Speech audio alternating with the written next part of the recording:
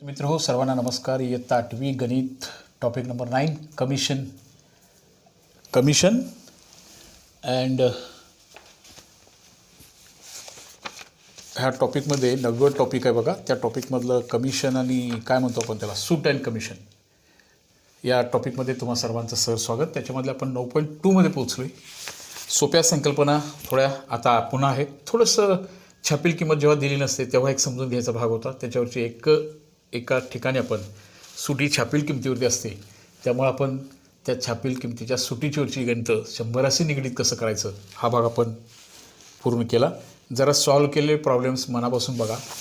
पाठ्यपुस्तकाचं सूक्ष्म अवलोकन करण्याची सवय तुम्हाला 11वी-12वीला नेट किंवा त्या 12वीच्या CET परीक्षेच्या वेळेला उपयोगी पडणार आहे. आतापासूनच जरासं पुस्तकाचंही सूक्ष्मपणे अवलोकन करायला शिका. पाठ्यपुस्तक गणिताचं सुद्धा वाचलं पाहिजे. आता तुम्हाला कमिशन ह्या शब्दाचा अर्थ माहिती झाला आहे.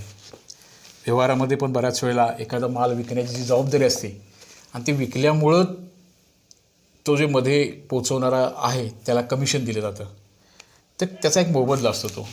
त्या कमिशनची शेकडेवारी बघायची होती. काही ठिकाणी गुरे ढोरे घरे प्लॉट शेती हे विकण्यासाठी दलाल हा शब्द म्हणजे दलालमार्फतच घेणाऱ्या आणि देणाऱ्यापर्यंत पोहोचणं आली सोपं जाते. त्यामुळे त्या दलालाला दलाली किंवा कमिशन एजंट असाही शब्द वापरला जातो. हा शेतीमध्ये पुन्हा एक वेगळा शब्द वापरला जातो. पुन्हा हाच प्रकार सगळा धान्य भाजीपाला याच्यासाठी जे दलालीचा व्यवसाय करणारे लोक आहेत त्याला आडत्या असा शब्द आहे बघा. आडत शेतमालासाठी शेतीच्या मालावरती जो भाग केला जातो. सगळे अर्थ एकच. काय काय अर्थ आहेत बघा. आडत हा अर्थ आहे. दलाल एजंट कमिशन एजंट दलाल कमिशन एजंट. आडत्या म्हणजे तो शेतीविषयक फळभाज्या धान्य यांचा जो दलाल आहे त्याला आडत्या असा शब्द वापरला जातो. आडत्याकडून घेतलो दलालाकडून घेतलो दलालाला मध्यस्थ हाही भाग तिथं महत्त्वाचा आहे. आणखीन एक संज्ञा ह्याच्यात पुस्तकमध्ये येते ती म्हणजे रिबेट. पुन्हा हे पण दलालीच एक प्रकारची रिबेट थोडासा याचा व्यापक अर्थ आहे, तोही माहिती असू दे. खादी ग्रामोद्योग भांडार हातमाग हस्तकला वस्तू विक्री या महिला बचत केंद्र या घटकाकडून जे दिले जाते. गांधी जयंतीनिमित्त खादीच्या कपड्यावरती सूट दिली जाते, तिला आपण रिबीट असं म्हणतो. अशा वेळेला दुकानदाराला छापील किमतीपेक्षा जेवढी किंमत कमी असते त्याची भरपाई शासन किंवा संस्था करत असते. बघा, रिबेट ही संकल्पना रिबेट हा शासनाशी निगडीत आहे.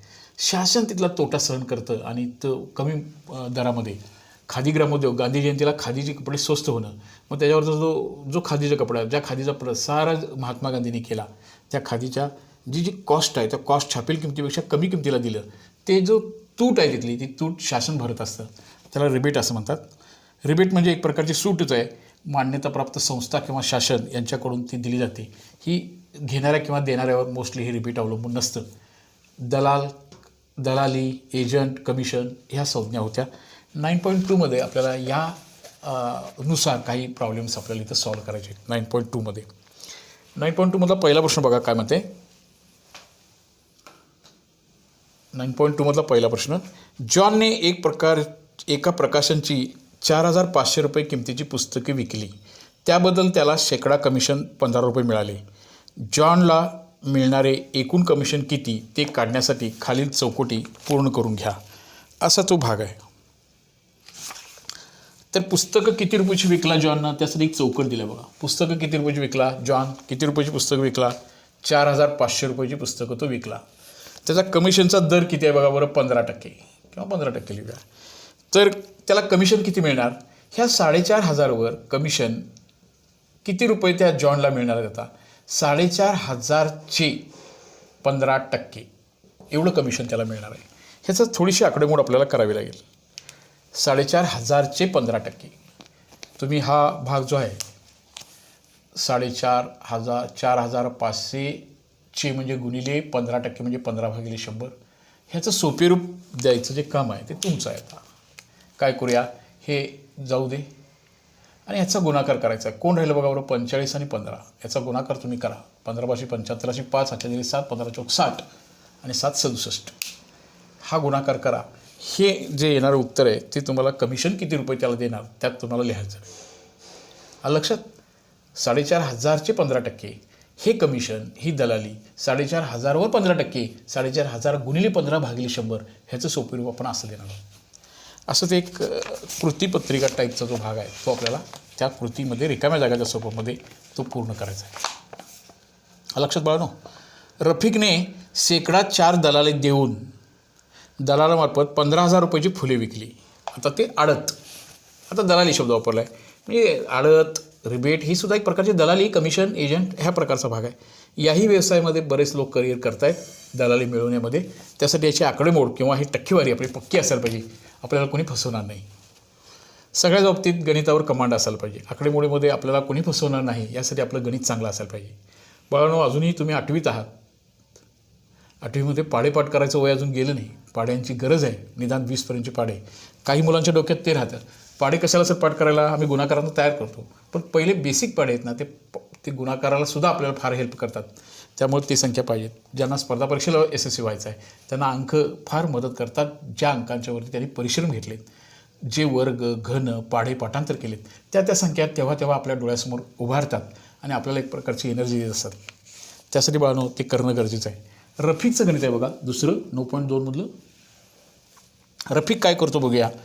दलालामार्फत देतो त्याची दलाली, रफिकची दलाली, रफिकला मिळणारी रक्कम किंवा रफिकची दलाली काढूया आपण. रफिकची दलाली किंवा रफिकला मिळणारी रक्कम, रफिकला मिळणारी रक्कम 15,000 रुपयाची तो फुले विकतोय. 15,000 रुपयाची त्याला जी दलाली द्यायची आहे ती 4% प्रमाण देत आहे, शेकडा 4 किंवा इथं असं लिहिलं चे शेकडा 4, अर्थ एकच, शेकडा 4%. बोला बाळांनो ह्याचं कॅल्क्युलेशन कसं करणार तुम्ही. 15,000 आहेतच ठेवूया, 1 2 3 चे म्हणजे गुणिले 4, शेकडा म्हणजे भागिले 100. ह्या 2 शून्य गेल्या, ह्या 2 शून्य गेल्या. करा बाळांनो गुणाकार एवढा सोपा. हल्ली गणिताच्या संपर्कात बरीच मुलं कमी आहेत, आकडेमोडपासून दूर गेलं आहे, थोडं कॅल्क्युलेट करत नाही. ही खंत आहे, ही करायला पाहिजे. हा सहज भाग गुणाकार करूया. सांगा बघूया उत्तर काय येणार. 150ला फक्त आपल्याला 4 गुणायचं आहे बाळांनो. 4 0 0, 4 पंचे 20,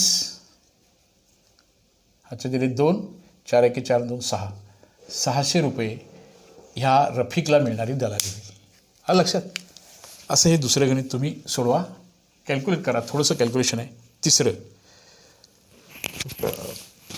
एका शेतकऱ्याने 9,200 रुपयाचा माल आडत्यामार्फत विकला. शेतीमालाचं कमिशन.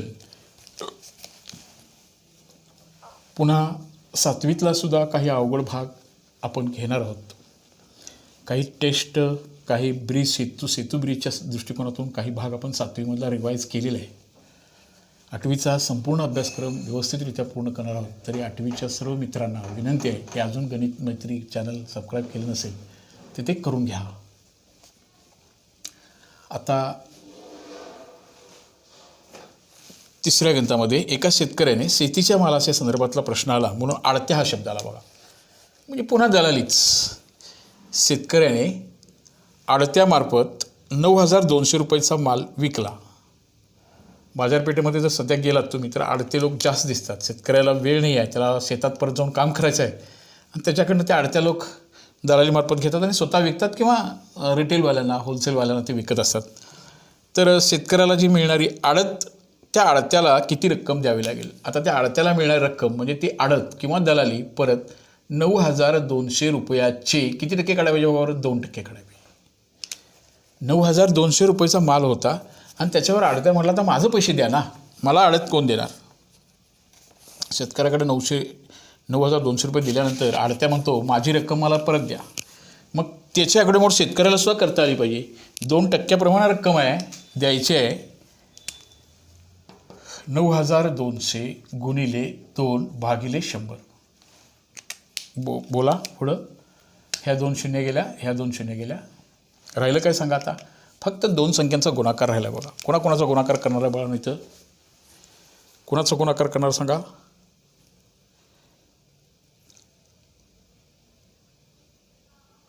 हां, प्रश्न दुसऱ्यामधला एक भाग हा किती आला, 600 रुपये आला ना. इथला एक भाग जरा असं चर्चा करून घेऊया. 600 आलं. तिने प्रश्न असा विचारला होता बघा, रफिकला मिळणारी रक्कम ही दलाली 600 आणि रफिकला दलालमार्फत 1500 रफिकने दलालमार्फत विकली. रफिकला मिळणारी रक्कम ही दलालाला 600 मिळाली ना. मग रफिकला किती रुपये मिळणार? ही झाली दलाली. रफिकने विकले, ही आहे दलाली, रफिकची नव्हे, ही आहे दलाली. दलाली किती रुपये देणार? 600. आता रफिकला मिळणारी रक्कम हे काढायला पाहिजे होती. इथं कशी करणार सांगा बरं.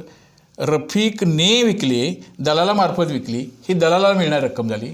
रफिकला मिळणार बघा, हे जे 15,000 होते त्यामधनं हे 600 कुणाला जाणार? दलाला जाणार. म्हणजे 14,400 रफिकला मिळणार. असं पूर्ण करायला पाहिजे होतं.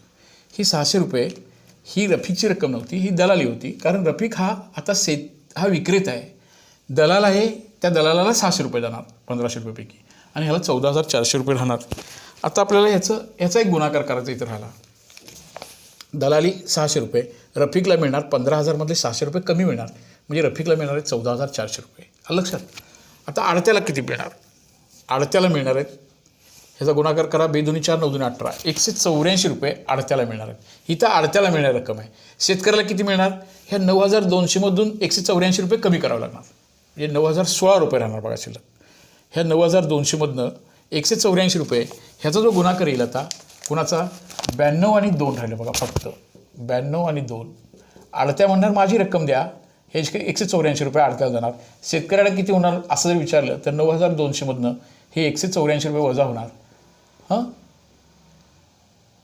आजच्या दिला 9,016 शेतकऱ्याला मिळणार. इथं रफिकला मिळणारी रक्कम नको पाहिजे होती. रफिक हा इथं विक्रेता आहे, स्वतः तो निर्माता आहे, त्या फुलाचा प्रोड्युसर आहे. दलालाला मिळणारे 600, रफिकला 15,000मधले 600 दलालाला द्यावे लागले, त्यामुळे त्याला 14,400 मिळले. हा एक जो बदल आहे थोडासा करून घेऊया. ओके बाळांनो, अशा रीतीनं प्रश्न क्रमांक 3 मधलं गणित आपल्याला असं सॉल्व करायचं होतं. 184 हे ते आडत्याला द्यावे लागतील. याचा गुणाकार करायचा आहे. प्रश्न 4मध्ये जाऊया.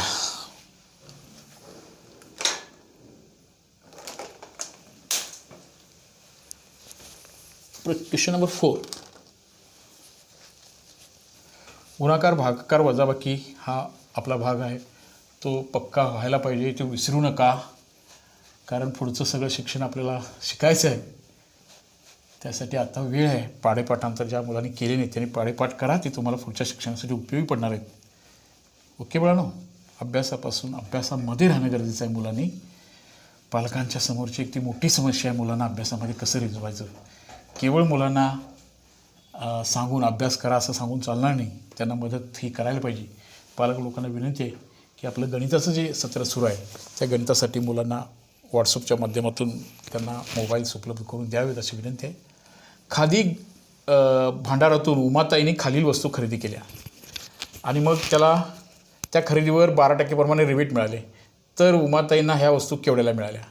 आता उमाताईंचं पहिल्यांदा बिल बनवायला पाहिजे आपल्याला आणि मग त्याचं किती रुपये खरेदी झाली ते बघायला पाहिजे. उमाताईंचं बिल तयार करूया, त्याच्यावर 12% रिबेट देऊया आणि मग उमाताईंना त्या वस्तू केवढ्याला मिळाल्या ते आपण कॅल्क्युलेट करूया. चालेल बघा ना. उमाताईंचं बिल, आता बिल फॉर्म एक बनवायचं पण शिका. ज्यांच्याकडं दुकान व्यापार आहेत त्या मुलांना ते माहिती असतं, पप्पा मम्मी कशा रीतीने बिल बनवायचं असतं ते. उमाताईंचं ते बिल आहे, हे बघा 3 साड्या, हे बिलपत्रक बनवूया उमाताईंचं. उमाताई त्यांनी काय घेतलं बघा बरं, साड्या. साडीचा दर आहे, पहिल्यांदा त्यांनी साड्या घेतल्या, साड्यांची संख्या आहे बघा 3, दर आहे 560. 2 नंबरला त्यांनी काय घेतले बघा, मधाच्या बाटल्या घेतल्यात 6 बाटल्या घेतल्या, 90 रुपये दर आहे. आता 560ला 1 साडी, याप्रमाणे 3 साड्या घेतल्यात, तर याची आणि इथं आहे ना टोटल, हे टोटल आपल्याला करायला पाहिजे.